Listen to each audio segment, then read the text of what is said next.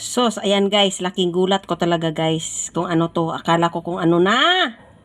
Diyos ko, Mio Marimar, snail lang pala. Yan oh.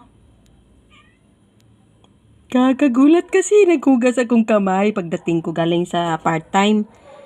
Tapos yan nakita ko guys. Andyan siya.